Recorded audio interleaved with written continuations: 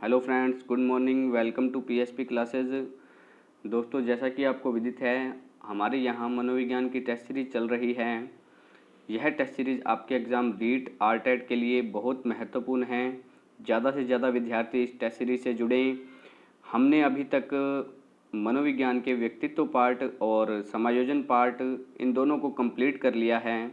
तो जो भी व्यक्ति इन दोनों को देखना चाहे वो हमारी प्लेलिस्ट में जाकर यह दोनों चैप्टर देख सकता है। बहुत अच्छे क्वेश्चन बनाए गए हैं, बहुत अच्छे स्तर के हैं, आपके एग्ज़ाम के लिए लाभदायक सिद्ध होंगे।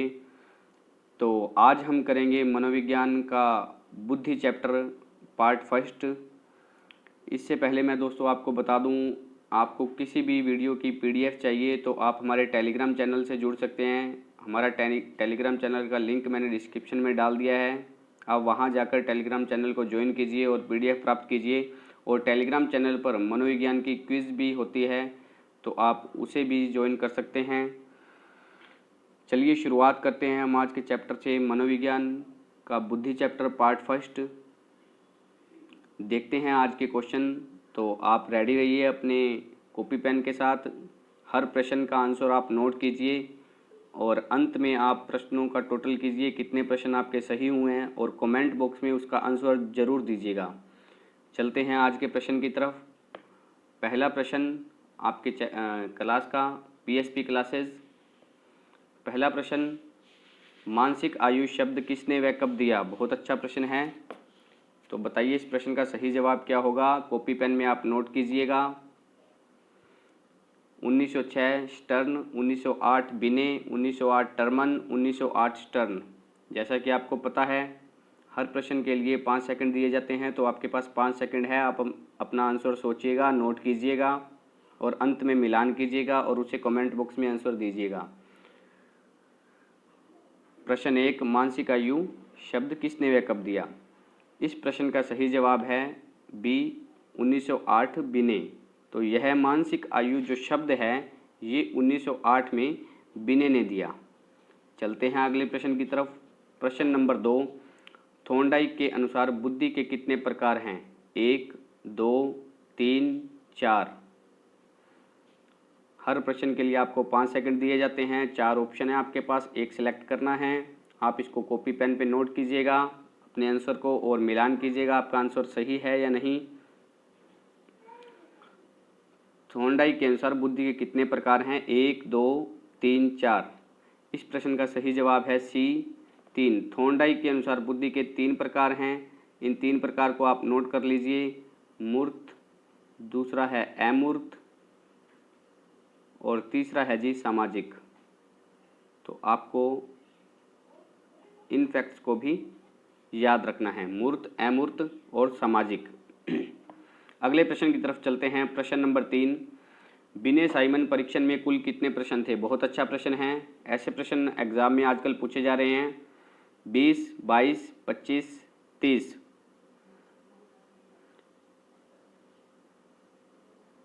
बिने साइमन परीक्षण में कुल कितने प्रश्न थे? 20, 22, 25, 30। प्रश्न नंबर 3 का सही जवाब देखिए क्या होगा। इस प्रश्न का सही जवाब है ऑप्शन नंबर डी, 30। बिने साइमन परीक्षण में कुल 30 प्रश्न थे। यह आपको ध्यान में रखना है। अल्फ्रेड बिने ने 1904 ईस्वी में, आपको यह भी ध्यान रखना है कि अल्फ्रेड बिने ने 1904 ईस्वी में साइमन के साथ मिलकर प्रथम बार बिने साइमन परीक्षण किया था। बिने ने साइमन के साथ मिलकर 1904 में प्रथम बार यह परीक्षण किया था। इसका नाम दिया गया बिने साइमन परीक्षण। तो इसमें कुल प्रश्नों की जो संख्या थी वो थी 30। तो यह फैक्ट आपको ध्यान में रखना है। चलते हैं अगले प्रश्न की तरफ। प्रश्न नंबर 4, बुद्धि मापन का पूरा सूत्र किसने तैयार किया? बहुत अच्छा प्रश्न है। टर्मन, विलियम स्टर्न, बिने, साइमन। सोच समझकर इसका आंसर दीजिएगा। प्रश्न नंबर 4,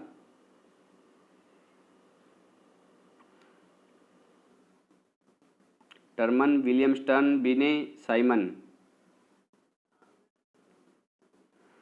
देखिए इस प्रश्न का सही जवाब है option number A, Terman. Terman ने बुद्धिमापन का सूत्र 1916 ईस्वी में दिया। आपको यह भी ध्यान रखना है, टर्मन ने बुद्धिमापन का सूत्र 1916 ईस्वी में दिया।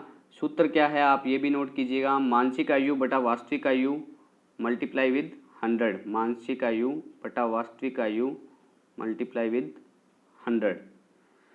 तो ये इसका सूत्र है।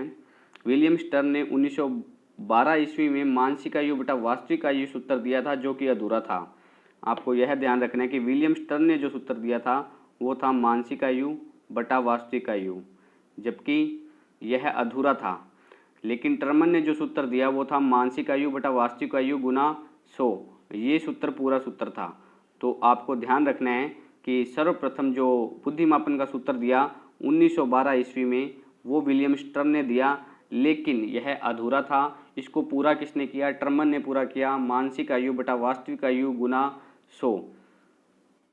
ठीक है, तो आपको यह फैक्ट ध्यान रखने हैं। विलियम स्टर्न द्वारा दिया गया सूत्र 1912 ईस्वी में दिया और टर्मन द्वारा जो सूत्र दिया गया ये 1916 ईस्वी में, 4 साल बाद यह सूत्र दिया गया। ये सूत्र पूरा है, वो सूत्र अधूरा था। तो इतने फैक्ट्स आपको इस प्रश्न के साथ ध्यान में रखने हैं। हम बढ़ते हैं अगले प्रश्न की तरफ। प्रश्न नंबर 5 आपके सामने आपकी स्क्रीन पर। मंगोलिज्म किस प्रकार के बुद्धि वाले बालक को कहा जाता है? बहुत अच्छा प्रश्न है, बहुत इंपॉर्टेंट फैक्ट है ये। तीव्र बुद्धि, मूर्ख बुद्धि, मंद बुद्धि, जड़ बुद्धि। तीव्र, मूर्ख, मंद, जड़ बुद्धि। एक ऑप्शन आपको सेलेक्ट करना है। आप अपने कॉपी पर नोट कीजिएगा और अंत में जरूर सारे प्रश्नों को मिलाइएगा, कितने प्रश्न आपके सही हुए हैं यह आप कमेंट बॉक्स में जरूर आंसर कीजिएगा। प्रश्न नंबर 5, इस प्रश्न का सही जवाब है मंद बुद्धि। मंगोलिज्म जो है मंद बुद्धि वाले बालकों को कहा जाता है। इस फैक्ट को आपको ध्यान में रखना है। और मंद बुद्धि बालकों की जो बुद्धि लब्धि है वो टर्मन के अनुसार 80 से 89 है। यह भी आपको ध्यान रखना है। टर्मन के अनुसार, टर्मन ने बुद्धि का चार्ट दिया था, अलग अलग बुद्धि के प्रकार बताए, उनका प्रतिशत भी बताया, उनकी बुद्धि लब्धि भी बताई। वो एक वीडियो में अलग से आपको इसका चार्ट तैयार करके दे दिया जाएगा। तो मंगोलिज्म जो है मंद बुद्धि बालकों को कहा जाता है। 80 से 89 इनकी बुद्धि लब्धि है टर्मन के अकॉर्डिंग। तो इतने फैक्ट्स आपको इस प्रश्न के साथ ध्यान रखने हैं। चलते हैं अगले प्रश्न की तरफ। प्रश्न नंबर 6, प्रतिभाशाली बालकों की बुद्धि लब्धि 130 या 130 प्लस है, ऐसा किसने बताया? बहुत अच्छा प्रश्न है, बहुत इंपॉर्टेंट प्रश्न है। Terman, Thorndike, cattle, crow and crow. सोचिएगा, कॉपी पर नोट कीजिएगा। Terman, Thorndike, cattle, crow and crow. हमारे टेलीग्राम चैनल को भी ज्वाइन कीजिएगा, वहाँ पर डेली क्विज होती है मनोविज्ञान की, उस क्विज को भी आप ज्वाइन कीजिएगा।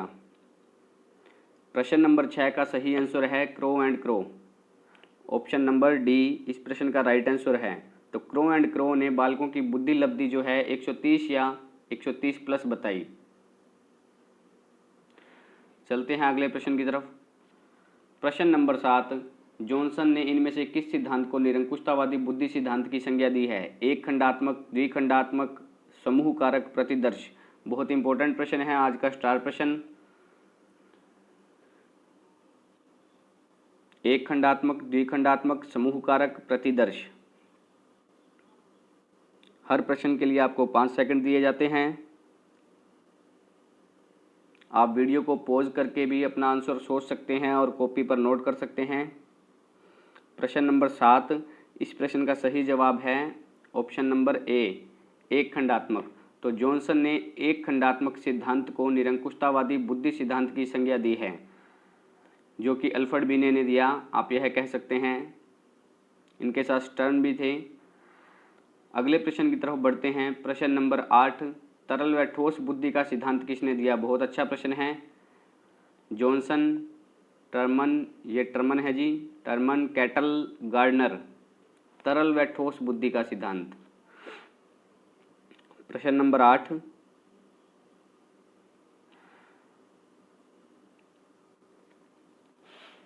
सोचिएगा और आंसर दीजिएगा। इस प्रश्न का सही जवाब क्या होगा? क्वेश्चन को हम एक बार फिर से रिपीट कर देते हैं। तरल व ठोस बुद्धि का सिद्धांत किसने दिया? जॉनसन, टर्मन, कैटल और गार्डनर।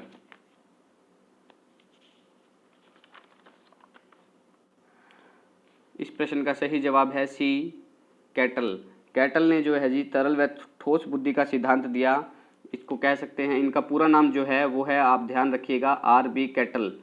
तो यह भी इनका पूरा नाम आ सकता है, आर.बी. कैटल। आर.बी. कैटल द्वारा तरल व ठोस बुद्धि का सिद्धांत दिया गया। तरल बुद्धि जो है उसे जन्मजात बुद्धि से रिलेटेड माना जा सकता है। ठोस बुद्धि जो है उसे वातावरणीय बुद्धि या सामाजिक बुद्धि से रिलेटेड माना जा सकता है। तो आर.बी. कैटल ने 2 प्रकार की बुद्धि बताई, तरल व ठोस बुद्धि। चलते हैं अगले प्रश्न की तरफ। प्रश्न नंबर 9, गार्डनर ने बहुबुद्धि सिद्धांत में बुद्धि के कितने प्रकार बताए? बहुत अच्छा प्रश्न है, बहुत इंपॉर्टेंट प्रश्न है। बहुत विद्यार्थी इस प्रश्न को गलत करते हैं, लेकिन आज हम इसमें आपका कन्फ्यूजन जो है वो दूर कर देंगे इस प्रश्न में। 7, 8, 9, 10 गार्डनर द्वारा बताए गए बहुबुद्धि सिद्धांत में बुद्धि के कितने प्रकार हैं? 7, 8, 9, 10।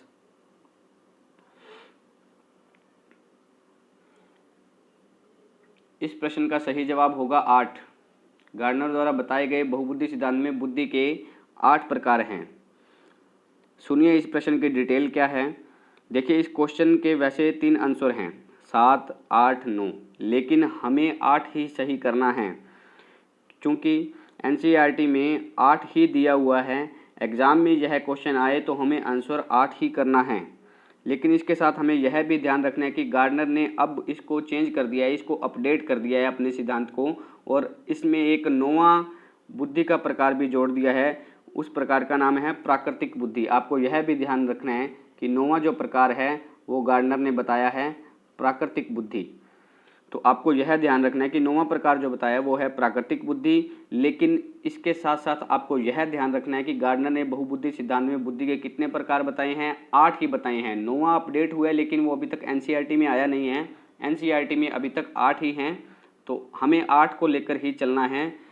तो इसमें किसी प्रकार का आप डाउट ना रखें, प्रश्न आए तो हमें 8 ही सही करना है।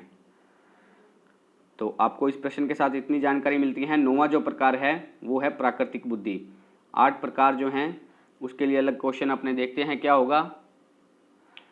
प्रश्न नंबर 10, गार्डनर ने इनमें से कौन सा बुद्धि का प्रकार नहीं बताया? बहुत अच्छा प्रश्न है। कौन सा बुद्धि का प्रकार इसमें से गार्डनर ने नहीं बताया? आंकिक बुद्धि, अंतराव्यक्तिक, स्थानिक या आश्चर्यजनक बुद्धि? प्रश्न नंबर 10, आंकिक बुद्धि, अंतराव्यक्तिक, स्थानिक, आश्चर्यजनक। बताएं इस प्रश्न का सही जवाब क्या होगा। कॉपी पर नोट कीजिएगा आप। प्रश्न नंबर 10, इस प्रश्न का सही जवाब होगा डी, आश्चर्यजनक बुद्धि।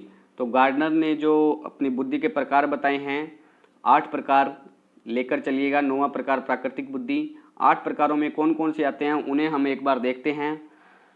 जैसे कि 3 तो इसमें ही दे रखे हैं, आंकिक बुद्धि, अंतर्व्यक्तिक, स्थानिक। बाकी के हम 5 प्रकार भी देखते हैं कि 5 प्रकार कौन से हैं इसकी बुद्धि में। तो वो आप नोट करना चाहें तो नोट भी कर सकते हैं। शाब्दिक बुद्धि, आंकिक बुद्धि, तार्किक बुद्धि, गतिक बुद्धि, अंतर्व्यक्तिक बुद्धि, अंतराव्यक्तिक बुद्धि, संगीतात्मक बुद्धि, स्थानिक बुद्धि। तो आप इनको ध्यान में रखिएगा।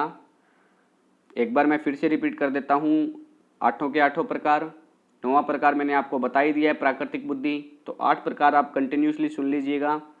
शाब्दिक बुद्धि, आंकिक बुद्धि, तार्किक बुद्धि, गतिक बुद्धि, अंतर्व्यक्तिक बुद्धि, अंतराव्यक्तिक बुद्धि, संगीतात्मक बुद्धि, स्थानिक बुद्धि। इसको ध्यान रखिएगा आप। एक तो है जी अंतर्व्यक्तिक बुद्धि और एक है अंतराव्यक्तिक बुद्धि। इसको आप फैक्ट को नोट कर लीजिएगा। तो ये थे आपके 8 प्रकार, 9वां प्राकृतिक बुद्धि। चलते हैं अगले प्रश्न की तरफ। इतने फैक्ट्स आपको इस प्रश्न के साथ ध्यान रखने हैं। प्रश्न number 11, level first, level second बुद्धि सिद्धांत किसकी देन है? लेवल फर्स्ट और लेवल सेकंड बुद्धि सिद्धांत किसकी देन है? ब्लूम, जॉनसन, हेब या स्टर्नबर्ग?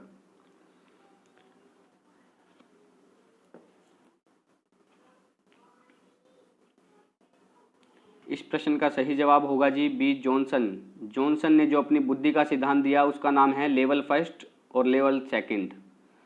बढ़ते हैं अगले प्रश्न की तरफ। प्रश्न नंबर 12, इनमें से वातावरण व शिक्षा से प्राप्त बुद्धि कौन सी है? बहुत अच्छा प्रश्न है, सोच समझकर इस प्रश्न का आंसर दीजिएगा। आज का स्टार प्रश्न, कै बुद्धि, लेवल फर्स्ट बुद्धि, लेवल 2 बुद्धि या कै बुद्धि? इनमें से वातावरण व शिक्षा से प्राप्त बुद्धि कौन सी है?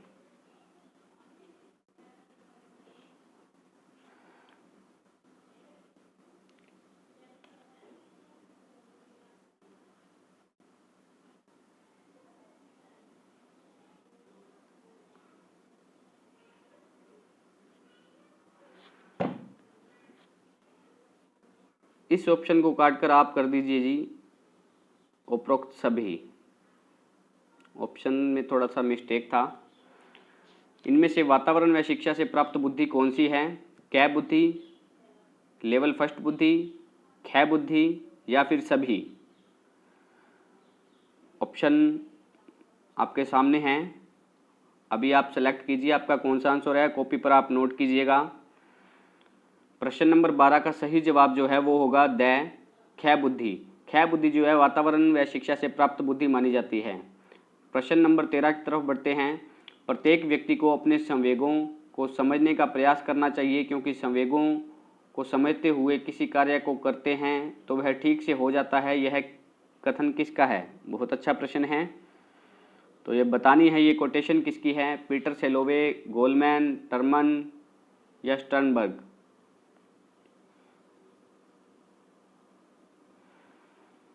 प्रत्येक व्यक्ति को अपने संवेगों को समझने का प्रयास करना चाहिए, क्योंकि संवेगों को समझते हुए किसी कार्य को करते हैं तो वह ठीक से हो जाता है। यह कथन किसका है?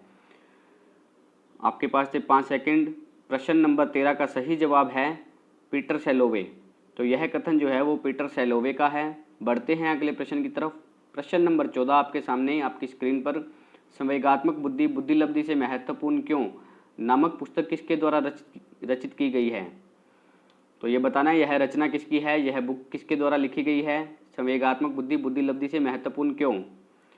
सेलोवे, जॉन मेयर, गोलमैन, सभी द्वारा मिलकर? बहुत अच्छा प्रश्न है। प्रश्न नंबर 14 का सही जवाब दीजिए क्या होगा? सेलोवे, जॉन मेयर, गोलमैन, सभी द्वारा मिलकर? इस प्रश्न का सही जवाब है जी सी गोलमैन। तो यह पुस्तक जो है आपको ध्यान रखना है गोलमैन की है, और इसका सन भी ध्यान रखना है, बहुत इंपॉर्टेंट पुस्तक है। 1995 में यह लिखी गई, इसका प्रकाशन हुआ। आप मान सकते हैं संवेगात्मक बुद्धि बुद्धिलब्धि से महत्वपूर्ण क्यों, इसके लेखक हैं गोलमैन। 1995 में यह लिखी गई। आपको इतने फैक्ट्स इस प्रश्न के साथ ध्यान में रखने हैं। प्रश्न नंबर 15, क्रोध करना आसान है परंतु उचित समय पर उचित मात्रा में क्रोध करना मुश्किल है। यह कथन किसका है? बहुत अच्छा प्रश्न है। गोलमैन, मेयर, सेलोवे, अरस्तु? गोलमैन, मेयर, सेलोवे, अरस्तु? इंपॉर्टेंट प्रश्न है।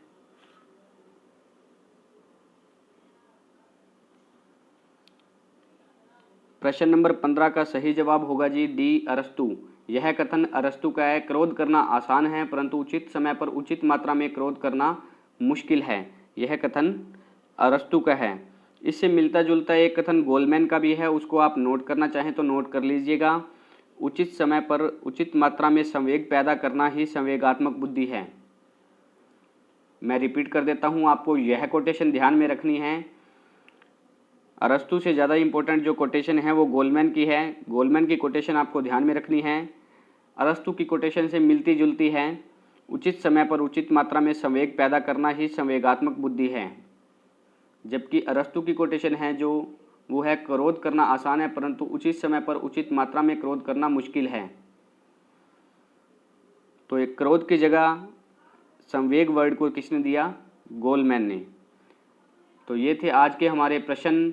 पॉलिटिकल साइंस पाठशाला पीएसपी क्लासेस में आपका हार्दिक स्वागत है हमेशा। तो हमारे चैनल के साथ जुड़िए, ज़्यादा से ज़्यादा विद्यार्थी जुड़ें। वीडियो को लाइक शेयर सब्सक्राइब करें। Thanks for watching.